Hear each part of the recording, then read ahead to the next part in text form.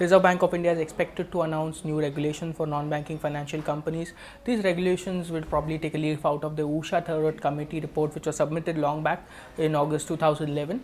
A couple of points which analysts are expecting to come out of these recommendations. One is the recognition of NPAs could be for NBFCs could be brought on par with banks.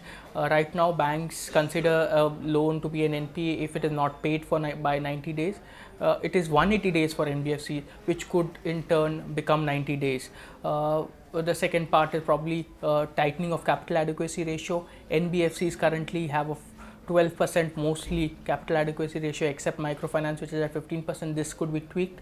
Most of the NBFCs could now become will now probably have to keep 15% capital adequacy ratio. These are the two main points expected by analysts, but the RBI has slowly but surely in the last 6 months or so tweaked some guidelines to ensure that they are in par with banks, and one of them is probably lending to shares, which was announced in August, and these guidelines have now slowly been implemented. So in a way, the RBI has already created a platform for NBFC guidelines, final guidelines to be announced in the next few days.